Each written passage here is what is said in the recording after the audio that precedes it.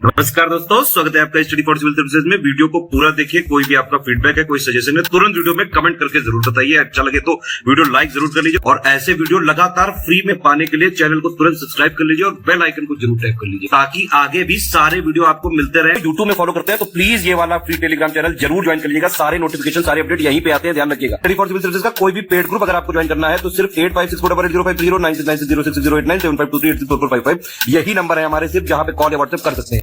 Instagram पे हमारा page जरूर फॉलो कर लीजिएगा, स्टडी फॉर सिविल .सर्विसेज है। ट्विटर पे हमको जरूर फॉलो कर लीजिएगा, @स्टडी फॉर सिविल्स है। सारे क्वेश्चन अटेम्प्ट करिए और स्कोर अपना तुरंत कमेंट करके बताइए। नमस्कार दोस्तों, स्वागत है आपका स्टडी फॉर सिविल सर्विसेज में। बीओ परीक्षा के लिए जो हम पेड क्विजेस लगातार देख रहे हैं उसको कंटिन्यू करेंगे। नेक्स्ट वीडियो यहाँ से पिछले सारे वीडियोस देखिए, नीचे प्लेलिस्ट में भी होंगे, ठीक है। और अगर आपको हमारा ये पेड कोर्स ज्वाइन करना है इस ग्रुप का, बीओ का, तो नीचे नंबर भी होंगे, उस पर कॉन्टैक्ट करके आप जो है पूरी इन्फॉर्मेशन ले सकते हैं, ठीक। तो यहाँ से हम स्टार्ट करेंगे। देखिए पहला क्वेश्चन है कि देखिए दिल्ली सल्तनत के किस शासक को उद्मत उल निस्वा, ठीक है। ये देखिए उपाधियां जो है कई सारे शासकों की अलग अलग होती हैं। तो दिल्ली सल्तनत में आप जब गुलाम वंश का टाइम पीरियड देखेंगे स्टार्टिंग में, तो यहाँ पे ये उम्दत उल निस्वा की उपाधि जो है ये संबंधित है रजिया सुल्तान से, ठीक। C option. 14वीं सदी के किस अभिलेख में दिल्ली के इतिहास के साथ दिल्ली के सुल्तानों को तुरुष्क, ठीक है। तो ये देखिए जो ये ऐसे छोटे छोटे कीवर्ड्स होते हैं ना, जैसे टाइटल या कोई ऐसे संबोधन है, तो एग्जाम्स में ऐसे छोटे छोटे क्वेश्चंस के रूप में भी ये पूछे जाते हैं, तो इनको ध्यान से देखा करिए। तो तुरुष्क कह के संबोधित किया गया है कहाँ पे, जो है दिल्ली के सुल्तानों को। तो दिल्ली जो इस 14वीं सदी का टाइम पीरियड का हिस्ट्री है, तो यहाँ का एक इंस्क्रिप्शन है सरबन, ठीक है, जो साउदर्न दिल्ली का पार्ट है। मोस्टली देखेंगे आप वहाँ पे, जैसे जो कुतुब मीनार वाला एरिया है, तो वहाँ से ही ये मिला है। तो इसमें यहाँ पे हिस्ट्री और जो वहाँ के उस टाइम के सुल्तान थे उनको तुरुष्क कहा गया है, ठीक। तो ध्यान रखें, ऑप्शन ए करेक्ट है। दिल्ली सल्तनत में सबसे बड़ा साम्राज्य मोहम्मद बिन तुगलक का था, जो कुल कितने प्रांतों में विभाजित था ये बताना है। तो तुगलक डायनेस्टी में आप देखेंगे तो यहाँ पे जो इसका उस टाइम का टेरिटरी था वो कुल 23 ऐसे प्रांतों में जो है डिवाइडेड था, ठीक। निम्नलिखित में से कौन सी उपाधियां मामलूक वंश यानी कि जो गुलाम वंश आप इसके दूसरे नाम के रूप में इसको जानते हैं, तो इसके संस्थापक कुतुबुद्दीन ऐबक से संबंधित हैं, ठीक। तो देखिए ये पील बख्श, लाल बख्श, कुरान ख्वां, हातिम द्वितीय, इसके अलावा जैसे मोहम्मद गोरी के द्वारा इसको मलिक और सिपाह सलार की भी उपाधियां दी गई थी। तो ये सारी की सारी जो है इससे ही संबंधित हैं। इसमें 1 2 3 4 करेक्ट हो जाएगा। दिल्ली सल्तनत के शासक आराम शाह के संदर्भ में गलत कथन को चुनना है। तो देखिए पहला है कि उसका शासनकाल लगभग 18 महीने का था, तो यही गलत है। उसका शासनकाल देखेंगे तो देखिए 1210 से 11 के बीच में लगभग सिर्फ इसने 8 महीने का शासन किया, ठीक। दूसरा स्टेटमेंट है कि अबुल फजल के अनुसार वह कुतुबुद्दीन ऐबक का भाई था, ठीक। तो देखिए यहाँ पे जो है मतभेद है कई सारा। कुछ इतिहासकार कहते हैं कि आराम शाह जो है वो ऐबक का पुत्र था, ठीक। दूसरा है कि जो मिन्हास उस सिराज के बारे में पढ़ते हैं तो उसमें है कि जो ऐबक की केवल 3 पुत्रियां थी, कोई पुत्र ही नहीं था, ठीक। वहीं पे अबुल फजल जो हिस्टोरियन के बारे में आप पढ़ते हैं तो ये कहते हैं कि आराम शाह जो है वो ऐबक का भाई था। तो ऐसे ऐसे कथन है। तो फिलहाल अबुल फजल की माने तो ये भाई था, तो ये तो ठीक है, पहला गलत है, तो इसको चुनेंगे। निम्नलिखित में से किस शासक ने जित्तल नामक तांबे के सिक्के चलाए थे, ठीक है। तो यहाँ पे ये कॉपर कॉइन्स थे। इसमें देखेंगे जो इल्तुतमिश था, ठीक है, 1211 से 36 तक जिसका टाइम पीरियड हम पढ़ते हैं, तो इसके द्वारा ये सिक्के जो थे ये चलवाए थे। निम्नलिखित में से कौन बलबन काल का विवरण देता है, ठीक है। तो देखिए यहाँ पे तारीख ए फिरोज शाही जो ये लिखी गई, ऑप्शन सी, ठीक है। इसको जो है इसने जियाउद्दीन बर्नी ने लिखा था, जो है फिरोज शाह तुगलक के टाइम पीरियड पे। तो इसमें यहाँ पे देखेंगे तो ये बलबन के टाइम पीरियड से लेकर के जो ये फिरोज शाह तुगलक के टाइम पीरियड तक का जो हिस्ट्री है इसमें मेंशन्ड है। तो इस पुस्तक से कह लीजिए जो इन्फॉर्मेशन यहाँ पे मिलती है बलबन के बारे में, ठीक। दीवान ए अर्ज दिल्ली सल्तनत में किस विभाग से संबंधित था, ठीक है। तो देखिए एक डिपार्टमेंट था, ये डिपार्टमेंट ऑफ कह लीजिए मिलिट्री है ना, सेना का विभाग, जिसको नाम दिया गया दीवान ए अर्ज। तो इसको स्टार्ट किया था बलबन ने, और इसका जो हेड होता था इस दीवान ए अर्ज का, उसको बोलते थे आरिज ए मुमालिक, ठीक। तो इसको भी ध्यान रखिएगा। कुतुब मीनार का निर्माण किस शताब्दी में हुआ, ठीक है। सेंचुरी की बात करें अगर हम, तो देखिए इसमें जो है 13th सेंचुरी हमारा आंसर हो जाएगा, क्योंकि इसका निर्माण कार्य जो है कुतुबुद्दीन ऐबक के द्वारा स्टार्ट किया गया और इल्तुतमिश के द्वारा जो है समाप्त किया गया। ठीक है, तो यहाँ से इल्तुतमिश का टाइम पीरियड जो है वो हमारा 13वीं सदी का है। ठीक, तो एग्जैक्ट ईयर ऑफ कंस्ट्रक्शन जो इसके कंप्लीशन का है ये बताइए आप हमको कॉमेंट करके। ठीक, कुतुब मीनार के बारे में आप जानते होंगे जो कि दिल्ली में स्थित है। दिल्ली सल्तनत के किस राजवंश ने सबसे कम समय तक शासन किया ये बताना है। ठीक है, तो मेजर डायनेस्टीज जो यहाँ पे हम पढ़ते हैं 5 डायनेस्टीज के बारे में पढ़ते हैं। ठीक, तो देखिए अब 4 यहाँ पे दिए हुए हैं तो देख लेते हैं। खिलजी जो डायनेस्टी रही इसका टाइम पीरियड की अगर हम बात करें तो 1290 से लेकर के 1320 तक रही है। तुगलक की अगर हम बात कर लें तो तुगलक डायनेस्टी फिर 1320 से 1414 तक। ठीक, फिर जो है सैयद आते हैं, इनका टाइम पीरियड कब से कब तक हो जाएगा 1414 से 1451 तक। ठीक, और इनके बाद जो है लोधी आएंगे तो ये 1451 से 1526 तक। तो इस हिसाब से आप देखेंगे तो सबसे छोटा टाइम पीरियड जो है वो खिलजियों का है। निम्नलिखित में से किस शासक ने नियाबत ए खुदाई की उपाधि धारण की? ठीक है, तो ये टाइटल संबंधित है किससे? बलबन से। डी ऑप्शन करेक्ट होगा। इसके अलावा अगर हम बात करें तो जैसे जिले इलाही इसको कहा जाता था, ये सब उपाधियां थी। ठीक है, उलूग खां है ना, नियाबत ए खुदाई हमने देख लिया, तो ये सब जो है इससे ही संबंधित है।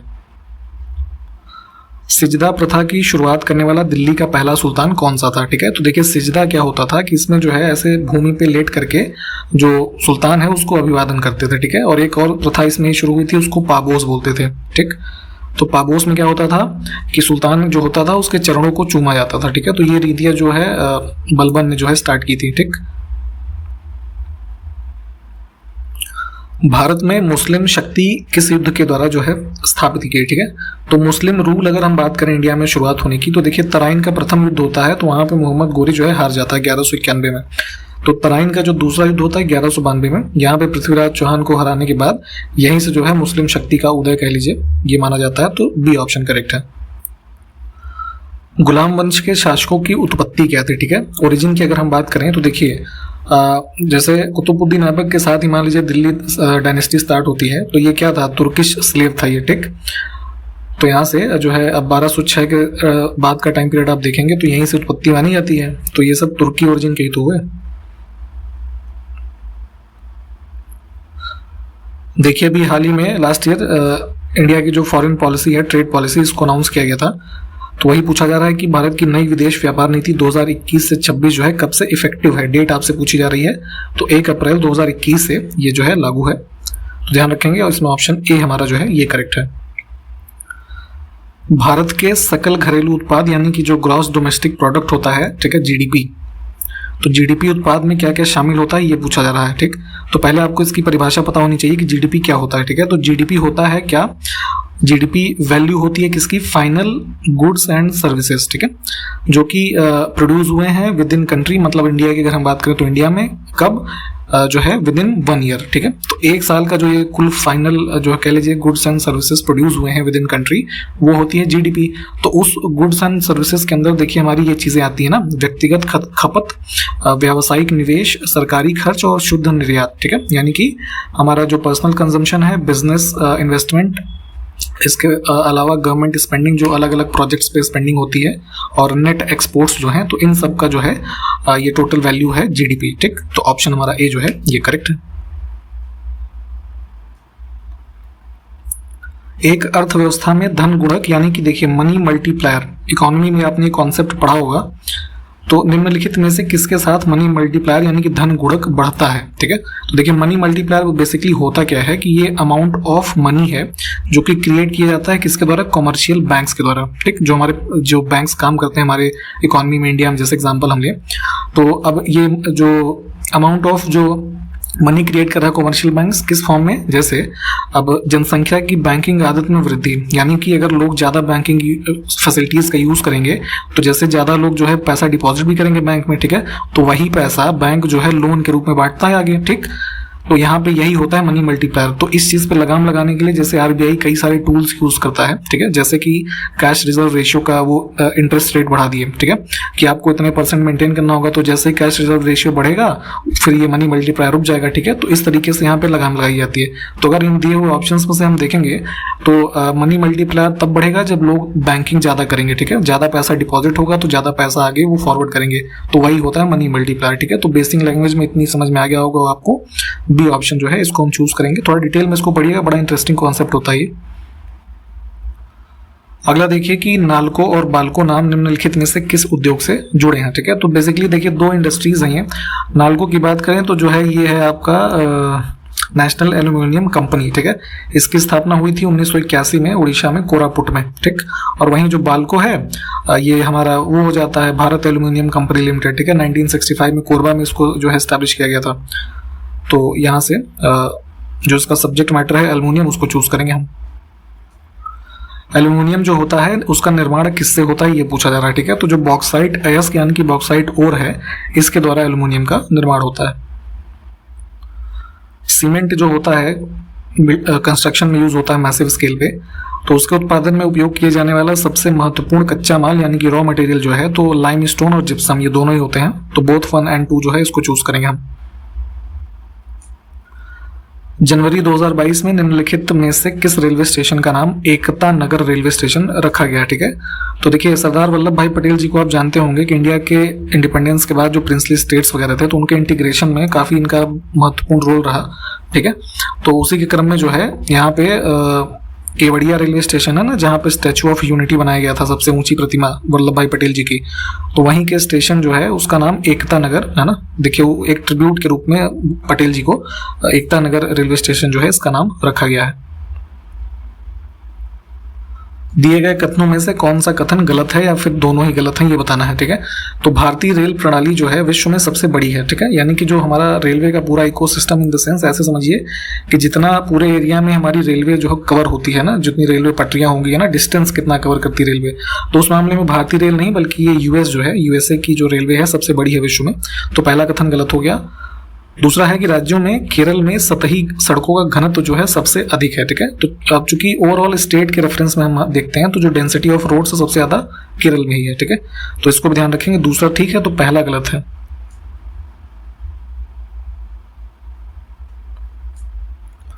देखिए कोंकण रेलवे के बारे में गलत कथन हमको चुनना है। तो देखिए ये इंडिया का मैप है। ठीक है, तो ये वाला जो कोस्ट है कोंकण कोस्ट, तो यहीं पे रेलवे लाइन ऐसे पैरेलल में चलती है। ठीक, तो इसकी स्थापना भारतीय रेलवे ने 1990 में की और निर्माण जो है 98 में शुरू हुआ। दूसरा है कि महाराष्ट्र के रोहा से कर्नाटक के मैंगलोर से जोड़ने वाला 760 किलोमीटर लगभग जो है ये लंबा रेल मार्ग है, ये भी ठीक है। तीसरा है कि महाराष्ट्र, गोवा, कर्नाटक और केरल राज्य जो है इस उपक्रम में भागीदार हैं, तो ये गलत है, केरला नहीं है। ठीक है, सिर्फ महाराष्ट्र, गोवा और कर्नाटक है। तो ये सी ऑप्शन को चूज करेंगे।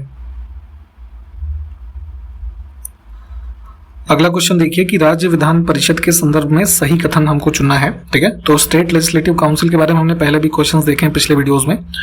तो पहला स्टेटमेंट है कि यदि एक राज्य विधान परिषद बनाई या समाप्त की जानी है तो उस प्रभाव का एक प्रस्ताव पहले राज्य विधानमंडल द्वारा 2/3 बहुमत से पारित किया जाना होता है। ठीक है, तो ये बिल्कुल ठीक बात है कि अगर अबॉलिश करना है, जैसे 6 स्टेट्स में हमारे विधान परिषद है और या मान लीजिए जो जिन 6 के अलावा जिनमें नहीं है उनको अगर बनाना है तो ऐसे प्रस्ताव को 2/3 बहुमत से पहले पास करना होता है उस स्टेट की ये लेजिस्लेटिव असेंबली में।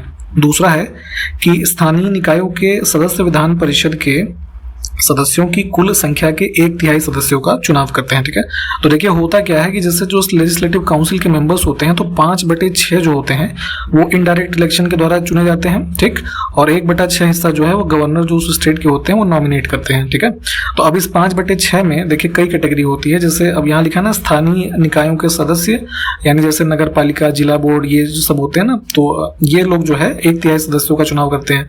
इसके अलावा 1/12 उसी के जो 5/6 हिस्सा बचा है उसका 1/12 सदस्य जो राज्य में रह रहे 3 वर्ष के जो स्नातक लोग होते हैं यानी ग्रेजुएट्स वो चुनते हैं। फिर ऐसे 1/12 सदस्यों का जो 3 वर्ष से टीचर वगैरह होते हैं वो लोग करते हैं। फिर 1/3 का और जो विधानसभा के जो सदस्य होते हैं उनके द्वारा किया जाता है। तो ये थोड़ा डिटेल में इसको पढ़ लीजिएगा। तो दोनों स्टेटमेंट हमारे ठीक है। हम यहाँ से जो है नीचे देखिए ऑप्शन है, हम बोथ ऑप्शन को चूज करेंगे। विधान परिषद के सदस्यों की अधिकतम संख्या विधानसभा के सदस्यों की कुल संख्या का 1/3 निर्धारित की गई है और न्यूनतम संख्या कितनी निर्धारित की गई ये बताना है। तो देखिए हमने शायद पिछले वीडियो में बताया था कि कॉन्स्टिट्यूशन के द्वारा मैक्सिमम विधानसभा के मेंबर्स को प्रोहिबिट किया गया है 500 मेंबर्स। ठीक है, अब इस 500 का 1/3 जो होगा वो मिनिमम हो सकते हैं विधान परिषद के सदस्य। ठीक है, परंतु अब कुछ राज्यों में क्या है कि वहां पे विधानसभा के मेंबर ही बहुत कम है। ठीक है, तो ऐसी कंडीशन में जो है न्यूनतम संख्या फिक्स की गई है कि 40 से कम जो है विधायक नहीं हो सकते विधान परिषद के। ठीक, तो बी ऑप्शन को चूज करेंगे।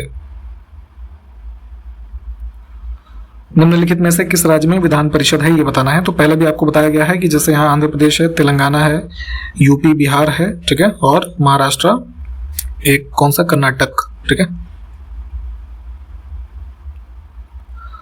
उत्तर प्रदेश में राज्यसभा सीटों की संख्या जो है कितनी है, ठीक है। तो राज्यसभा में जो मेंबर्स चुन के जाते हैं अलग अलग राज्यों से, पॉपुलेशन के प्रोपोर्शन में डिवाइडेड है।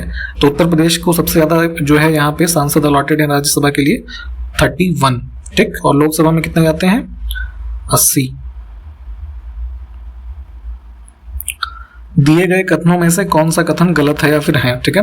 तो केंद्र सरकार द्वारा पारित किसी कानून या आदेश की समीक्षा करते समय उच्च न्यायालय यानी कि जो हाई कोर्ट्स होते हैं संविधान की व्याख्या नहीं कर सकते हैं, तो ये गलत है, ठीक है। उनके हाई कोर्ट्स के पास भी पावर है कॉन्स्टिट्यूशन को इंटरप्रेट करने का, ठीक है, व्याख्या करने की उसकी। अगर कोई प्रावधान बहुत ऐसे कह लीजिए उस लॉ के संबंध में उसकी व्याख्या करनी, उसका इंटरप्रिटेशन बताना जरूरी है, तो हाई कोर्ट्स ऐसा कर सकते हैं। दूसरा है, उच्च न्यायालयों के पास सर्वोच्च न्यायालय की तुलना में व्यापक रिट क्षेत्राधिकार है, ठीक है। तो रिट्स के बारे में हमने पहले बताया है आपको।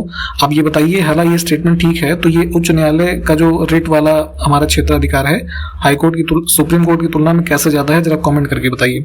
तो गलत सिर्फ एक है, हम इसमें ऑप्शन ए को चूज करके आगे बढ़ते हैं। देखिए, उच्च न्यायालय के मुख्य क्षेत्राधिकार क्या है, ठीक है। तो ज्यूरिसडिक्शन जो डिवाइडेड होते हैं सुप्रीम कोर्ट और हाई कोर्ट्स के, अलग अलग हम पढ़ते हैं ना पॉलिटी में। तो मूल क्षेत्राधिकार यानी कि ओरिजिनल ज्यूरिसडिक्शन, एपिलेट जो ज्यूरिसडिक्शन होता है यानी अपीली क्षेत्राधिकार, पर्यवेक्षी क्षेत्राधिकार यानी कि जो सुपरवाइजरी ज्यूरिसडिक्शन होता है, और चौथा है सलाहकार। तो सलाहकार वाला जो है सुप्रीम कोर्ट के पास है, ठीक है। जैसे आर्टिकल 143 के तहत सुप्रीम कोर्ट से कोई सब्जेक्ट मैटर हो, कोई लॉ का, वहां पे अगर प्रेसिडेंट के द्वारा सलाह मांगी जाती है तो वहां पे वो लोग देते हैं, ठीक है। तो ये सुप्रीम कोर्ट के पास है, हाई कोर्ट के पास नहीं है। तो 1, 2, 3 जो है इसको चूज करेंगे हम। दिए गए कथनों में से कौन सा सही है या है, ठीक है। दो स्टेटमेंट है, देखिए। पहला है कि भारत के संविधान के अनुच्छेद 214 के अंतर्गत ये प्रावधान है कि प्रत्येक राज्य में एक उच्च न्यायालय होगा, ठीक है। तो अब देखिए, हमारे पास राज्य हैं 28, परंतु अभी भी क्या है, हाईकोर्ट 25 ही हैं, ठीक है। उसमें से भी एक यूनियन टेरिटरी का है, दिल्ली का है ना, तो 24 बचे। तो हालांकि प्रावधान ये ठीक है, 214 में लिखा है कि हर राज्य के लिए एक हाईकोर्ट की व्यवस्था की जाए, तो ये तो ठीक है। दूसरा है, अनुच्छेद 230 के तहत संसद को 2 या 2 से अधिक राज्यों के लिए एक सामान्य उच्च न्यायालय स्थापित करने की शक्ति प्रदान है, ठीक है। तो इसी पावर को यूज करके जो है, जैसे अब गुवाहाटी हाईकोर्ट का हम एग्जांपल लें तो उसमें 4 स्टेट्स को जो है ज्यूरिसडिक्शन है उसके पास, जैसे असम भी है तो अरुणाचल प्रदेश का भी उसी के पास है, ठीक है। तो इस वजह से यहाँ पे हमारे पास कुल मिला के 25 हाईकोर्ट्स हैं अभी वर्तमान में। परंतु ये स्टेटमेंट गलत है। गलत इसलिए है कि प्रावधान तो ठीक है, अनुच्छेद 231 के तहत होता है ये, ठीक है। तो इसमें से ऑप्शन सिर्फ एक सही है।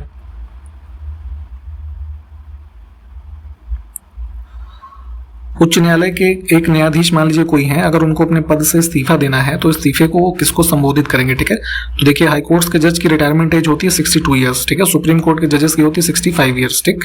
तो अगर मान लीजिए 62 साल से पहले इनको रिटायरमेंट या कह लीजिए इस्तीफा देना है तो वो राष्ट्रपति भारत के जो होते हैं उनको अपना संबोधन प्रस्तुत करेंगे। निम्नलिखित में से कौन सा भारत का सबसे पुराना उच्च न्यायालय है, यानी कि हाईकोर्ट ओल्डेस्ट है, ठीक है। तो ब्रिटिशर्स के द्वारा यहाँ पे स्टैब्लिश किया गया था 1862 में, कलकत्ता हाईकोर्ट, ठीक। वर्तमान में आप देखेंगे तो इसका ज्यूरिसडिक्शन वेस्ट बंगाल स्टेट में तो है ही है। इसके अलावा जो अंडमान निकोबार का यूनियन टेरिटरी है, ठीक है, वहां पे भी इसका जो है ज्यूरिसडिक्शन लगता है। गुवाहाटी उच्च न्यायालय के बारे में देखिए, अभी हमने ऊपर बात की थी, तो इसका किस राज्य पर कोई क्षेत्रीय अधिकार नहीं है, ठीक है। मतलब टेरिटोरियल ज्यूरिसडिक्शन जो एक से अधिक राज्यों का होता है, तो गुवाहाटी हाईकोर्ट देखिए बेसिकली इसमें 4 राज्यों का होता है। असम है, मिजोरम है, अरुणाचल प्रदेश है, ठीक है, और एक कौन सा बच गया, नागालैंड, ठीक। तो ये 4 का है। मेघालय का इस पे जो है अधिकार क्षेत्र नहीं है, इनका अपना अलग हाईकोर्ट है। आपातकालीन प्रावधानों के संबंध में निम्नलिखित में से किस संवैधानिक संशोधन के तहत, देखिए, आंतरिक अशांति शब्द को सशस्त्र विद्रोह जो शब्द है इससे प्रतिस्थापित किया गया था, ठीक है। तो 1975 की जो इमरजेंसी लगाई गई तो वहाँ पे इंटरनल डिस्टर्बेंस का हवाला देते हुए ये इमरजेंसी इम्पोज की गई आर्टिकल 352 के तहत, ठीक है। तो यहाँ पे ये जो तीसरा ग्राउंड था इमरजेंसी को डिक्लेयर करने का वो यही था। तो बाद में चल के जब ये इमरजेंसी समाप्त हुई तो 44th अमेंडमेंट जो हुआ 1978 में, ठीक है। तो यहाँ पे इस आंतरिक अशांति को आर्म्ड रिबेलियन यानी कि सशस्त्र विद्रोह अगर ग्राउंड होगा तब ये जो है इमरजेंसी का आधार माना जाएगा, ठीक है। तो 44th अमेंडमेंट जो है ये करेक्ट आंसर है। निम्नलिखित में से किसने भारत के संविधान के आपातकालीन प्रावधानों को, यानी कि जो आर्टिकल 352 से लेकर के 360 तक जो इमरजेंसी प्रोविजंस हमारे कॉन्स्टिट्यूशन में दे रखे हैं, तो उसको संघ की लंबी भुजा यानी कि यूनियंस लॉन्ग आर्म, ठीक है। तो देखिए क्या है कि एक्सक्लूसिव पावर है जो है इमरजेंसी लगाने की केंद्र सरकार की, ठीक है। इन जो विभिन्न परिस्थितियों के यहाँ पे ग्राउंड्स दिए हुए हैं, तो ये यहाँ पे स्टेटमेंट यूज किया गया था इसके लिए। रजनी कोठारी एक ये इंडियन बेसिकली पॉलिटिकल साइंटिस्ट थे, ठीक है, फेमस। वर्ष 2015 में इनकी जो है डेथ हो गई, तो इनके द्वारा ये स्टेटमेंट जो है इसको यूज किया गया था। अब इमरजेंसी प्रोविजन जो है संविधान के किस भाग में स्थित है, ठीक है। तो अभी हमने आर्टिकल्स आपको बताया 352 से 60, 18वें भाग में है ये डी ऑप्शन। किस मामले में सर्वोच्च न्यायालय यानी कि सुप्रीम कोर्ट ने राज्यों में राष्ट्रपति शासन लगाने से संबंधित ऐतिहासिक निर्णय दिया था, ठीक है। तो जो प्रेसिडेंट रूल लगता है स्टेट्स में आर्टिकल 356 के तहत, तो उसके संबंध में एसआर बोमई का एक केस था 1994 का, ठीक, ये संबंधित है। इसके बारे में थोड़ा डिटेल में पढ़ लीजिएगा। देखिए मेटल्स यानी कि धातुएं जो है प्रायः किन अवस्थाओं में पाई जाती हैं ये बताना है, ठीक। तो यहाँ पे oxide, sulphide, carbonate, halide, sulphate, ठीक है, अलग अलग तत्वों के नाम आप जो सुनते होंगे ना, ये उसमें जुड़े होते हैं। तो इन सभी अवस्थाओं में जो है मेटल्स पाए जाते हैं। देखिए नॉन मेटल्स यानी कि अधातुओं के बारे में निम्नलिखित कथनों पर विचार करके गलत को चुनना है। तो गलत बताते हैं आपको कि लिखा है अधातुओं में उच्च घनत्व होता है, तो ये निम्न घनत्व होता है, बस यही गलत है, ठीक है। बाकी को देख लीजिए, ये सब ठीक है।